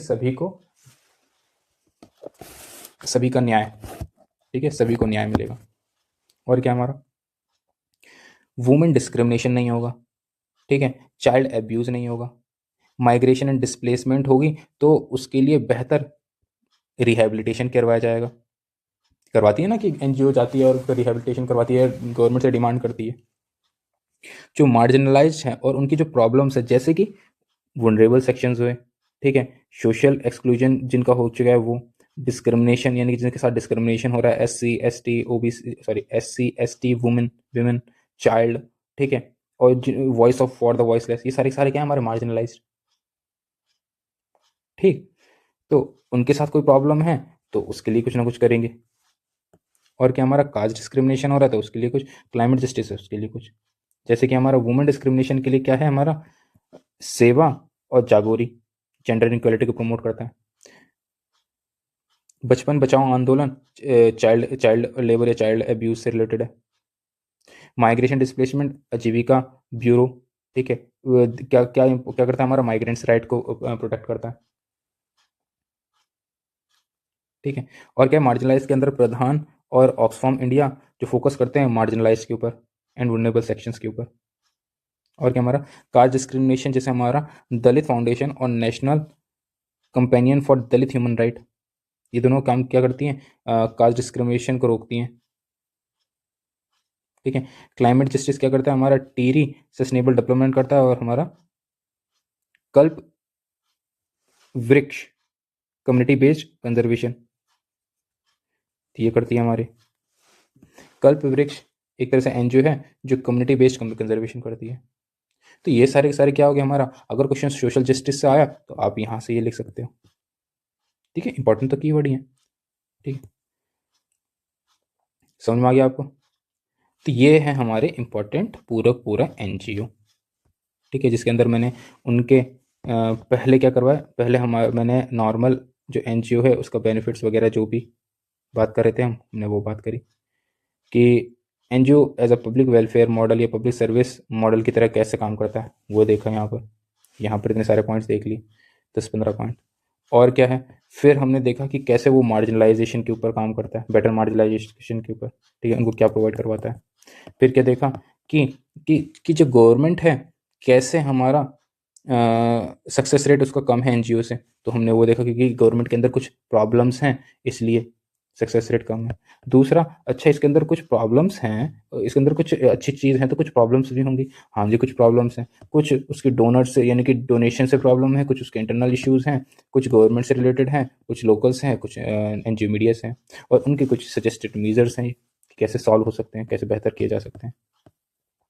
और एनजीओ और रूरल डेवलपमेंट की बात की जाए तो एनजीओ रूरल डेवलपमेंट को कैसे बढ़ावा दे सकता है, वो इन जगह काम करके दे सकता है, ठीक है, ये सब। और क्या हमारा सोशल जस्टिस को कैसे प्रमोट करता है, कैसे कौन हमारा एनजीओ, ये इन सभी के ऊपर काम करके वो सोशल जस्टिस को प्रमोट करता है। आई होप आपको ये चीज़ समझ में आई होगी, राइट। चलिए अब इससे रिलेटेड हम कुछ क्वेश्चंस हैं वो डिस्कस कर लेते हैं, यानी कि मैं हमेशा जो आखिरी में क्या करवाता हूँ, इसका कंप्लीट एप्लीकेशन, ठीक है, इसका कंप्लीट एप्लीकेशन करवाता हूँ। तो चलिए एप्लीकेशन करते हैं इसका। पहला क्वेश्चन, ठीक है, can civil society and NGO present as an alternative model of public service delivery to benefit the common citizen, discuss the challenges of this alternative models, ठीक है, कि थोड़ी देर पहले क्या हमने पढ़ा था कैसे एनजीओ क्या है वर्क करता है as a alternative model of public service, ठीक है, उसके कुछ चैलेंजेस बताओ, यही था, यही था। तो देख लीजिए हमने क्या पढ़ा था अभी थोड़ी देर पहले, ये सारे क्या थे हमारे alternative model of public services, ये इससे पूरा आंसर आ जाएगा, आपको यही पॉइंट लिखने, राइट। दूसरी चीज़ क्या है कि as defined by the World Bank NGO refers to as a non profit organisation that promote and commit to social justice, social development, protection, protect interest of the people and protect the environment, protect the interest of the poor severe people, ठीक है। अब ये तो normal definition है जो मैंने आपको पहले ही पढ़ाई थी, ठीक है, बस उसको थोड़ा टाइम में क्रिटिकली थोड़ा दिखा दो कि हाँ ऐसा है, कि एक बीच में हब एंड स्पोक करके एक दिखा दो, थोड़ा इम्पैक्ट भी पड़ेगा डायग्राम का। फिर क्या करना है, अब ये सारी डेफिनेशन होगी, डेफिनेशन के बाद क्या है हमारा कि civil society as an alternative model of public services, जैसे कि India has 3.4 million NGO working in variety of fields for marginalise and disadvantages community. ये लगभग हमारे 3.4 मिलियन जो हैं वो कहीं ना कहीं काम कर रही हैं एनजीओ की, ठीक है, मार्जिनलाइज डिसएडवांटेज कम्युनिटीज़ के लिए। Bridge the gap for filling the critical gap, जैसे कि हमारा पीआईएल लिखती है, ठीक है, पब्लिक इंटरेस्ट लिटिगेशन लिखती है फॉर द किसके माइग्रेंट वर्कर्स, या फिर हमारा वुमेन इन द जो वर्क फ्रॉम जो कि हमारा women at the work place, ये चीज़ जो बाहर वर्क कर रही हैं उनके लिए, जैसे विशाखा गाइडलाइंस मैंने बताया था। Targeting audience like NGO and civil society can effectively reach to the marginalise and remote communities providing them an essential services, ठीक है, उनको एसेंशियल सर्विस प्रोवाइड करवाती है। रोल एज ए इनेबलर की तरह काम करती है, helping SHG and farmers and organisation, ये फाइनेंशियल हेल्प देती है, ठीक है। कुछ सेल्फ हेल्प ग्रुप है उनको भी हेल्प करती है। Acting as a pressure groups की तरह काम करती है, like communication with the government for the need of the people, लोगों की ज़रूरतों के लिए उनसे क्या करती है, काम करती है, ठीक है। जैसे कि हमारा पीएम गरीब कल्याण रोजगार अभियान, ठीक है, मजदूर किसान शक्ति, ठीक है। तो ये सारे सारे एग्जाम्पल है प्रेशर ग्रुप्स के, ठीक। तो ये तो वही था जो मैंने ऑलरेडी आपको पढ़ा दिया है, ठीक है। सोशल वेलफेयर करती है, वेलफेयर का काम, जैसे प्रार्थना NGO ASER report, ground research capability, यानी कि ग्राउंड ग्रास रूट लेवल पे काम करती है for the welfare of the people. Role in the participatory governance, ठीक है। एनजीओ परिवर्तनाज यूसेज ऑफ आरटीआई, ठीक है, कि एनजीओ आरटीआई का यूज़ करती है और गवर्नमेंट्स में as a participatory role play करती है। Acting as a social mediator का काम करती है, जैसे NGO Tarun Bharat area in the field of conservation, ठीक है। तो देखो मैंने जो उसमें पढ़ाया था उसमें कुछ अंतर है नहीं, इसमें भी देखो कीवर्ड्स ही लिखे जा रहे हैं, सोशल मीडिएटर, तो तुमको क्या लिखना है, acting as a social mediator, कौन, ठीक है। एनजीओ का ये है वो क्या काम करती है, वो ये लिख देना छोटा सा, सोशल वेलफेयर एक्ट, तो इतना ही आपको लिखना होता है और इतना ही टाइम होता है कि आप ऐसे थोड़ी है कि 7.5 मिनट के अंदर आप 10 पॉइंट लिख रहे हो, उनके सबके एग्जाम्पल लिख रहे हो, कैसे पॉसिबल है भाई साहब, नहीं है ना। तो आपको इतना ही लिखना पड़ता है जितना मैं बता रहा हूँ, ठीक है। कनेक्टिविटी, यानी कि gap in the last mile delivery of public service can be addressed, last mile delivery जो कि पब्लिक सर्विसेज को एड्रेस करता है। ड्यूरिंग द कोविड-19 lockdown distribute food rations and vegetables, इन सबको डिस्ट्रीब्यूट करता है। Awareness in the sexual child abuse, उनको अवेयर करता है। NGO like Children's India Foundation, World Vision and Aarambh India played a role in the raising awareness in regards of child sexual abuse, ठीक है। ये तो कुछ हमारे चाइल्ड से रिलेटेड क्या है, एनजीओज हैं। Help in providing a required source financial assistance, SHG capital and human resource में हेल्प करते हैं वगैरह। चैलेंजेस क्या हैं, चैलेंजेस वही हैं जो मैंने ऑलरेडी आपको करवा दिए थे, चैलेंजेस मैंने, ठीक है, चैलेंजेस ये हैं, ठीक है, चैलेंजेस इतने सारे मैंने आपको करवाए थे, ठीक है, इनको याद करना, ठीक है, और इनको ही लिख के आना, ठीक है। इसके अंदर एक एक पॉइंट करके हैं, एक एक पॉइंट करके लिखे हुए हैं, मुझे नहीं लगता आपको ऐसे करके लिखना चाहिए, ऐसे पॉइंट थोड़े कम जनरेट होते हैं एज़ कम्पेयर टू जैसे मैंने पहले बताए थे, ठीक है। स्टेक होल्डर अप्रोच रखोगे तो पॉइंट ज़्यादा बनते हैं, ठीक है। तो उसके अंदर देखो गवर्नमेंट मीडिया, मेरे को डायरेक्ट ऐसे पॉइंट याद है, ठीक है, आपको भी याद हो गए होंगे, और उनमें से हल्का हर एक पॉइंट के बारे में एक एक या दो दो पॉइंट भी सोचोगे तो आपके साथ से अगर किसी में एक ही दिमाग में आ रहा है एग्जाम, क्योंकि एग्जाम में प्रेशर होता है काफ़ी, ठीक है, तो ऐसे सिचुएशन में अगर आपके दिमाग में सिर्फ एक ही पॉइंट आ रहा है तो कोई किसी ना किसी के तो दो पॉइंट आएंगे ना, ठीक है, तो 5 ऐसे हो गए, 2 वैसे हो गए, तो 7-8 पॉइंट तो वैसे ही बन गए आपके, राइट। तो आप ऐसे याद मत करना, वैसे करना, तो मैंने ऑलरेडी वो कर लिया, तो इसकी जगह आप वो वाले लिख लेना, ठीक है, ठीक है। अब ये था हमारा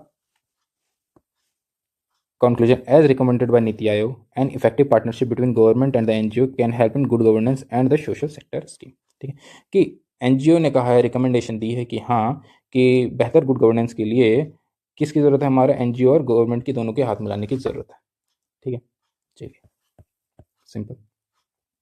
role of NGO, object of NGO and how NGO works for the better of the marginalise, क्या मैंने इसके ऊपर क्वेश्चन करवाया था, हाँ जी ऑलरेडी मैंने करवा रखा है, कि social justice, social development, human rights, protection of environment, और सब किसके एग्जाम्पल करवाए थे, याद हो तो कहाँ है दिखा देता हूँ मैं,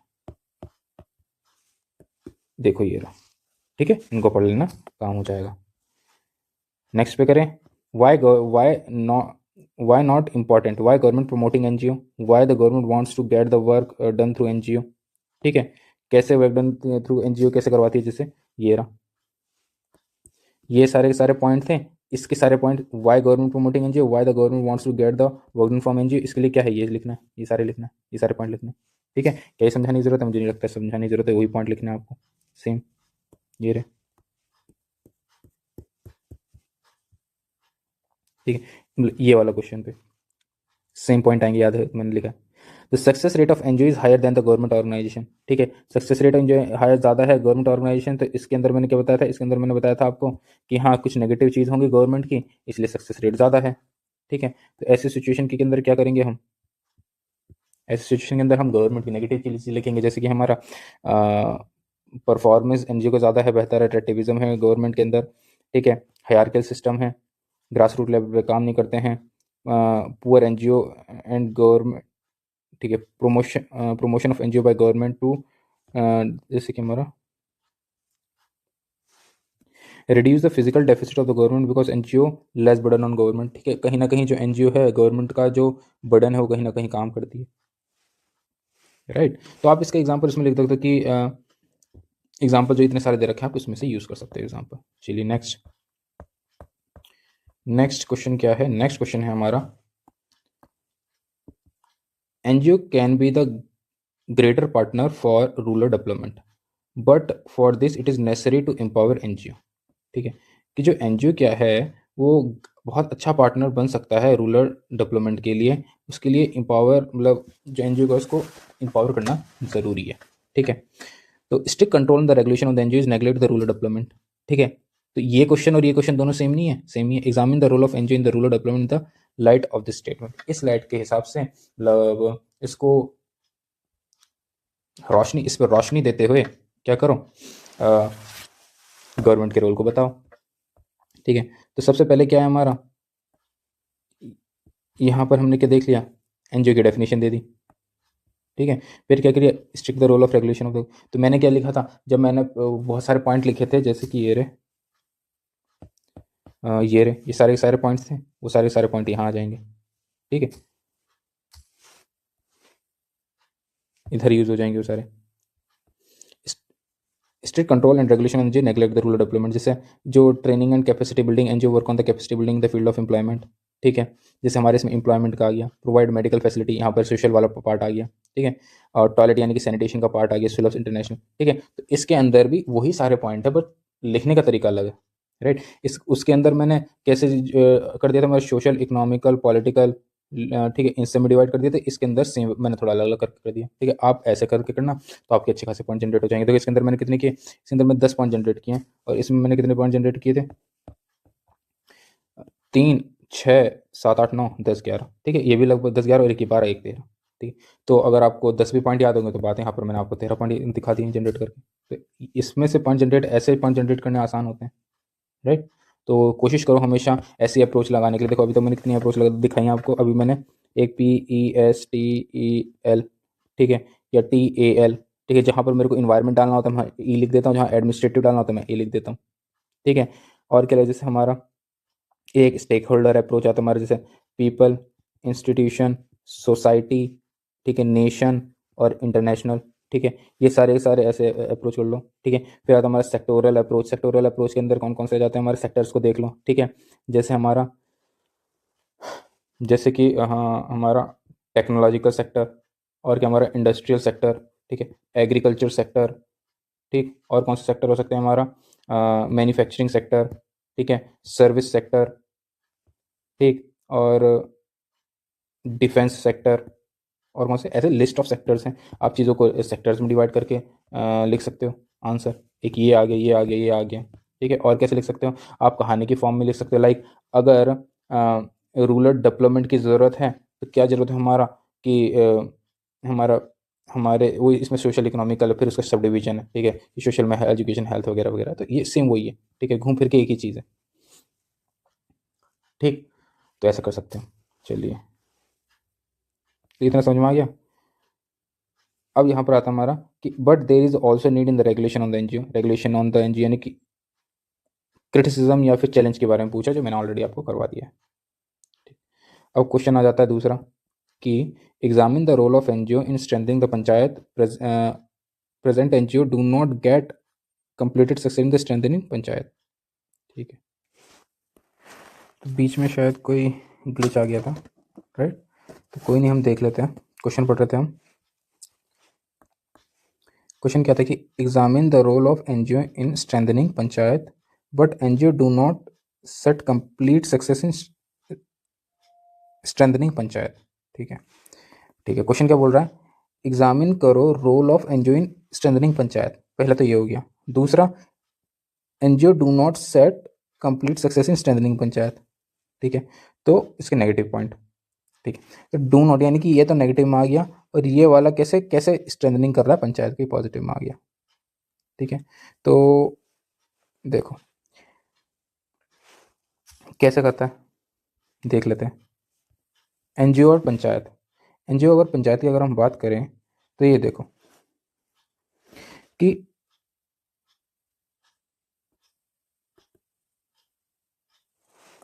जैसे कि पंचायत के अंदर हम बात करें तो वहाँ पर सोशल से रिलेटेड क्या आएगा, इकोनॉमी से रिलेटेड क्या आएगा, पॉलिटिकल से रिलेटेड क्या आएगा, और रिसोर्सेज से रिलेटेड कैसे आएगा। तो कैसे स्ट्रेंथन करेंगे, सोशल से रिलेटेड आएगा तो लोगों को अवेयरनेस करेंगे इन द पैट्रियार्की से रिलेटेड है, और वुमेन को सपोर्ट करेंगे।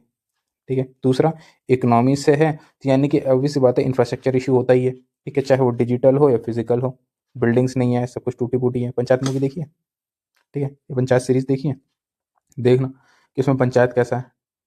ठीक है, पंचायत का ऑफिस कैसा है, राइट, सब कुछ पुराना हो चुका है, पुरानी बिल्डिंग्स है। ठीक है, मैन पावर को बहुत कम है।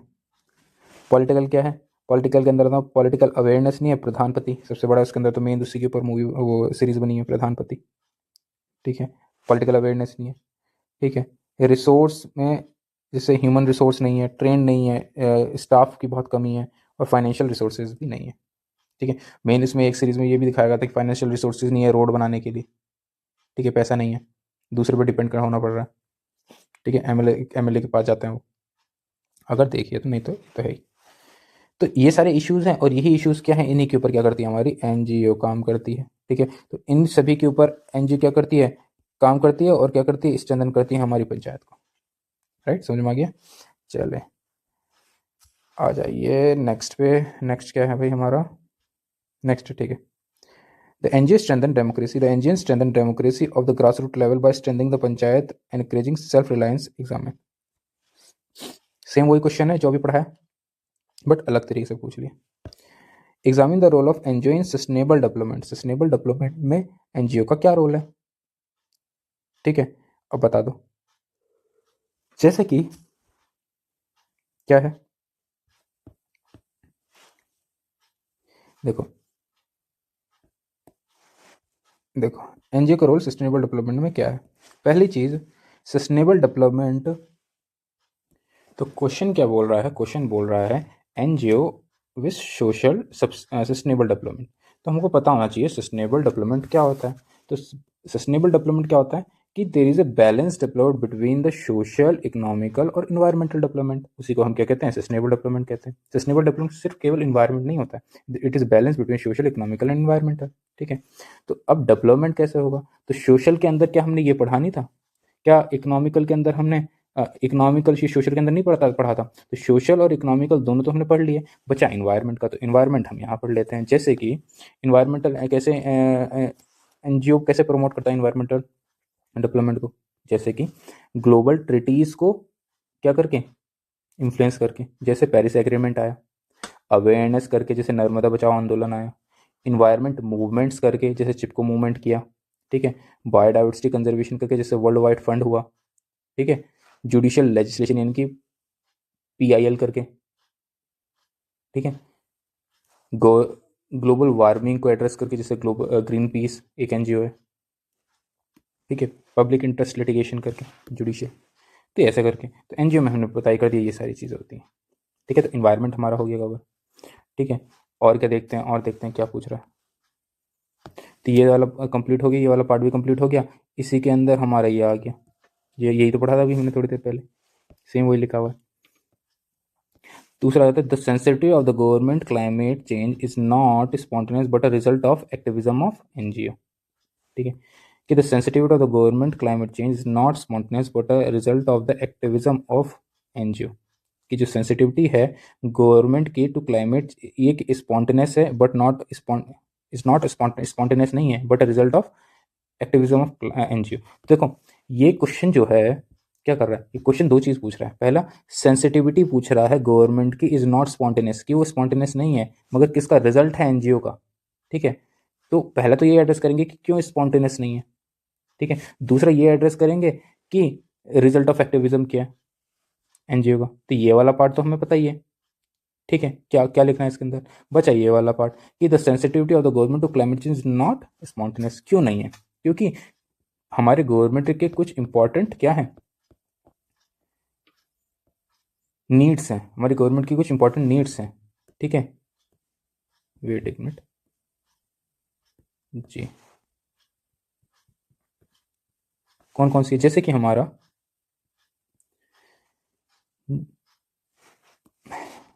पहला कुछ गवर्नमेंट के एम्स हैं, जैसे कि इकोनॉमिक प्रॉस्पेरिटी लाना वर्सेस क्लाइमेट चेंज। दूसरा दूसरा क्या हमारा लार्ज इंफ्रास्ट्रक्चर प्रोजेक्ट बनाना, जो कहीं ना कहीं जैसे एग्जांपल अभी रिसेंटली अरावली को एज अ माउंटेन कंसिडर नहीं किया गया, अब क्या होगा, सारी अरावली टूटेगी। ठीक है, दूसरा बिकम 10 ट्रिलियन इकोनॉमी बन रही है तो कहीं ना कहीं रिसोर्स जो होंगे वो एक्सप्लॉयट होंगे।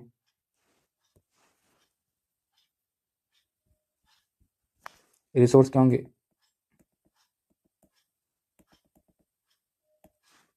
एक्सप्लॉयट होंगे। और क्या होगा, और क्या है हमारा नीड ऑफ पीपल। ठीक है, लोगों की ज़रूरतें को गवर्नमेंट का काम क्या है, लोगों की ज़रूरतों को पूरा करना। जैसे इलेक्ट्रिसिटी, अब इलेक्ट्रिसिटी होगी तो हाइड्रो पावर प्लांट बनेगी, जब हाइड्रो पावर प्लांट बनेंगे तो बायोडाइवर्सिटी लॉस होगा। ठीक है, तो क्या है ये, क्या नॉट स्पॉन्टेनियस है, नहीं है क्लाइमेट के लिए। ठीक है, और क्या हमारा कंज्यूमरिस्ट लाइफ बढ़ेगी, जहाँ पर एसी चलेंगे, सीएफसी एचएफसी इन्वायरमेंटल फिर इम्पैक्ट होगा। ठीक है, दूसरा फूड सिक्योरिटी। ठीक है, सरकार का काम है फूड सिक्योरिटी को मेंटेन रखना। जब फूड सिक्योरिटी को मेंटेन रखेंगे तो क्या करेंगे, यूज़ ऑफ फर्टिलाइजर्स करेंगे ताकि ज़्यादा प्रोडक्टिविटी हो, फिर दोबारा क्या होगा, हमारा क्लाइमेट के ऊपर एक कहीं ना कहीं अगेंस्ट काम करेगा ये। फास्ट ग्रोथ होगी तो इंफ्रास्ट्रक्चर और इंडस्ट्रियल ग्रोथ होगी, दोनों की दोनों, चाहे इंफ्रास्ट्रक्चर हो चाहे इंडस्ट्रियल हो। जब इंफ्रास्ट्रक्चर होगी तो बिल्डिंग्स बनेगी, जब बिल्डिंग्स बनेगी तो उसका जो धुआं उठेगा या फिर जो रेत उठेगी तो उससे तो पॉल्यूशन होता है, उससे पॉल्यूशन क्रिएट होगा, फिर डायरेक्टली क्लाइमेट इंपैक्ट होगा। इंडस्ट्रीज बनेंगी तो वेस्ट क्रिएट होंगे। फिर इंडिया का एक और है, India's vision of to become the global hub of semiconductor industry. ठीक है, तो सेमीकंडक्टर का बनेगा तो कहीं ना कहीं ई वेस्ट जनरेट होंगे। ठीक है, तो फिर जो कि उसको डिस्पोज करने में फिर दोबारा इन्वायरमेंट को दिक्कत होगा। तो ये सारे के सारे क्या हैं, तो आपको ऐसे याद करोगे तो इजीली मुझे लगता है जल्दी याद हो सकते हैं, एज कंपेयर टू ऐसे लिखा वही है। ठीक है, और सेकंड पार्ट आपको बताइए क्या करना है। चलिए, ठीक है, दूसरी चीज़ एक और चीज़ है वो मैं बता दूं कि द गवर्नमेंट कि जो गवर्नमेंट पॉलिसीज हैं वो रिएक्टिव होती है देन प्रोएक्टिव। ठीक है, कि गवर्नमेंट अप्रोच होता है वो रिएक्टिव होता है देन प्रोएक्टिव। जैसे कि किसको, इन्वायरमेंट को लेकर government role is reactive than proactive. Reactive जैसे कि गवर्नमेंट क्या करिए, लोकल्स के लिए क्या करती है। ठीक है, लोकल लेवल पर क्या होता है, नेशनल लेवल पर क्या होता है, इंटरनेशनल लेवल पर क्या प्रेशर क्या डालती है। तो ठीक है, तो एनजीओ, जो एनजीओ है वो प्रोएक्टिव रोल प्ले करती है और जो गवर्नमेंट है वो रिएक्टिव रोल प्ले करती है। ठीक है, तो एनजीओ जब प्रोएक्टिव रोल प्ले करती है तो क्या बेनिफिट होते हैं, जैसे वो लोकल लेवल पर ग्रास रूट पब्लिक मूवमेंट करती है, जैसे चिपको मूवमेंट हुआ। और क्या करती है, वो जुडिशियल इंटरवेंशन करती है। जैसे जैसे हमारा BS3 नॉर्म्स आए थे, इसके अंदर MC मेहता केस से रिलेटेड है। BS नॉर्म्स, जो कि हमारा BS3 नॉर्म्स कार के इंजन्स को लेकर, जो कि हाईली पॉल्यूशन करता है, उनसे रिलेटेड कि उनको बैन कर दिया जाए, बंद कर दिया जाए। ठीक है, इंटरनेशनल को प्रेशर करती हैं एनजीओज। ठीक है, तो हमारा पेरिस एग्रीमेंट है। एनजीओ एक्टिविस्ट हैं, जैसे एनजीओ एक्टिविस्ट की तरह काम करती है, जो हाईलाइट करता है क्लाइमेट इश्यूज को, जैसे दसौली ग्राम अभी मैंने एग्जाम्पल पढ़े थे ऊपर। ठीक है, एनजीओ मीडिया रिपोर्ट इशू को भी कवर करती है, जैसे हमारे ग्रीन पीस रिपोर्ट्स। ठीक है, तो ये एनजीओ का जो रोल है वो रिएक्ट, सॉरी यहाँ पर कुछ चीज़ है, NGO role is proactive than reactive, इसको चेंज कर लें, NGO role is proactive than reactive, या फिर इसका वाइस वर्सा कर दो कि गवर्नमेंट रोल इज रिएक्टिव, बाकी डेटा डैश। ठीक है, समझ में आ जाएगा। ठीक है, समझ में आया। तो ये चीज़ हो गई है। नेक्स्ट क्वेश्चन देख लें, समझ में आ रहा होगा क्या क्या बता रहा हूँ। तो ये इसका जो था हमने वो यहाँ कर लिया। तो देखो, ऐसा मैं कोई भी क्वेश्चन नहीं छोड़ रहा हूँ जो आपके एग्ज़ाम में एनजीओ से आ जाए और आप कर ना सको। ठीक है, तो इसको ज़रूर ध्यान रखना। ठीक है, और पढ़ के ज़रूर चले जाना। हर एक पार्ट में उसको कवर कर रहा हूँ, क्योंकि एनजीओ से अगर क्वेश्चन आया तो मुझे नहीं लगता आप उसको सक्षम नहीं होंगे उसको करने के लिए, क्योंकि मैंने उसको हर जगह से लिंक कर दिया। Examine the role of NGO in strengthening the social justice. कैसे एनजीओ का रोल सोशल जस्टिस को स्ट्रेंथन करना, तो ये ऑलरेडी हमने क्वेश्चन कर लिया, जाके देख लेना। ठीक है, ये सेम वही है। मूव करते हैं अब। ये आ गया कि climate change is happening at the rapid pace, therefore NGO has to be given an autonomous role in disaster management critically examined। ठीक है, ये जो एनजीओ का रोल है डिजास्टर मैनेजमेंट के अंदर वो बहुत ज़्यादा क्या है, इंपॉर्टेंट है। क्यों इंपॉर्टेंट है? क्योंकि क्लाइमेट चेंज की वजह से डिजास्टर आने के बहुत ज़्यादा खतरे देखने को मिलते हैं। Along with the expanding of the role of NGO in the disaster management is necessary to give autonomy. ठीक है, उसको ऑटोनॉमी देने की ज़रूरत है। तो यही बोलेंगे कि पहले बात क्या है कि जो एनजीओ है क्लाइमेट चेंज की वजह से जो प्रॉब्लम आ रही है, ठीक है, हाँ, पहली बात क्वेश्चन को एड्रेस क्या करेंगे, पहला क्या है, climate change is happening at rapid pace. तो पहला तो ये लिख देंगे, क्लाइमेट चेंज क्या हो रही है, रैपिड पेस से बढ़ रही है। ठीक है, तो मैंने क्या बोला, ये शॉर्ट है, तो मैंने एक डायग्राम बनाऊंगा तो क्लाइमेट चेंज से क्या क्या प्रॉब्लम हो रही है मैं ऐसे करके लिख दूंगा, पहली चीज। दूसरा क्या है, एनजीओ का क्या रोल है एज ए डिजास्टर मैनेजमेंट में, तो इसको 3 हेडिंग में डिवाइड करेंगे हम कि प्री डिजास्टर क्या होगा, ड्यूरिंग डिजास्टर क्या होगा, और आफ्टर डिजास्टर एनजीओ क्या काम करती है। ठीक है, वो लिख देंगे। ठीक है, थर्ड क्या है, क्वेश्चन क्रिटिकली पूछा है तो इसके नेगेटिव एस्पेक्ट भी लिखेंगे, जो मैंने आपको नेगेटिव पॉइंट्स उसके बताए थे या लिमिटेशन या चैलेंजेस बताए थे। ठीक है, इसमें कौन से पॉइंट्स आएंगे याद रखना, इसमें पॉइंट ज़्यादातर गवर्नमेंट वाले आएंगे, गवर्नमेंट और इन दोनों के बीच की, कि जहाँ पर दोनों के बीच में ट्रस्ट गैप है, ये गैप है, दुनिया भर की चीज़ें हैं, जिसकी वजह से जो इफेक्टिवनेस है डिजास्टर को मैनेज और मैनेजमेंट करने की, वो कहीं ना कहीं एक क्वेश्चन मार्क क्रिएट करती है दोनों के बीच में। तो अब क्या है, कंक्लूजन क्या होगा, कंक्लूजन वही होगा, इसके जो मेजर्स आएंगे कि हाँ हम गवर्नमेंट और उसके बीच में क्या कर सकते हैं। नीति आयोग ने रिकमेंडेशन दिया है कि जो गवर्नमेंट है और हमारा एनजीओ है दोनों के बीच में बेहतर कोऑर्डिनेशन है और कॉपरेशन से काम करना जरूरी है। ठीक है, बस। तो कितना सिंपल है। आंसर राइटिंग को आप हवा बना रखा आपने बिल्कुल कि बहुत मुश्किल है ये वगैरह, समझोगे तो सब चीज़ होगा, पढ़ोगे तो सब चीज़ आएगी, राइट। सिंपल है। ठीक, ये सारी चीज़ पढ़ लेना, इसमें कुछ वो नहीं है, एक दो पॉइंट मिस भी हो जाएंगे, इतने सारे पॉइंट लिखवा रखे हैं मैंने, पढ़ लेना, राइट, कोई वो नहीं है इसमें। ठीक, चलिए, हाँ, और भी क्या लिख सकते हैं, जैसे फूड दे सकते हैं, मेडिकल, शेल्टर, लाइवलीहुड और फाइनेंशियल असिस्टेंस, इन सबसे रिलेटेड। देखो ये डिजास्टर मैनेजमेंट से रिलेटेड एनजीओ के बारे में देखा, तो जो फूड से रिलेटेड है तो मुकुल माधवन फाउंडेशन है। मेडिकल देखो, क्योंकि डिजास्टर मैनेजमेंट के अंदर किन किन चीज़ों की जरूरत पड़ती है, फूड की, मेडिकल की, शेल्टर की, लाइवलीहुड की और फाइनेंशियल असिस्टेंस की। ठीक है, तो इन सबसे रिलेटेड हमको क्या चाहिए था, एनजीओ के एग्जाम्पल तो वो रहे कि केयर इंडिया, रैपिड रिस्पॉन्स, गूंज और मुकुल माधवन फाउंडेशन। लाइवलीहुड के लिए तो हम वो भी लिख सकते हैं, प्रधान। ठीक है, तो सुंदर हमने लाइवलीहुड भी पूछा देखा था, तो हम इनका भी यूज़ कर सकते हैं। तो डिजास्टर से रिलेटेड सिर्फ ये है, तो आप ये लिखना ज़रूरी है। समझ में आया? आई होप आपको ये चीज़ समझ में आई होगी। ठीक है, FCRA एंड एनजीओ। ठीक है, क्वेश्चन कभी आया नहीं है, क्या पता आ जाए, तो इसलिए मैंने हल्का फुल्का लिख दिया, इसको आप पढ़ लेना। एज सच कभी क्वेश्चन आया नहीं है, और शायद मैं यूपीएससी है तो मैं कुछ बोल भी नहीं सकता कि हाँ नहीं आएगा।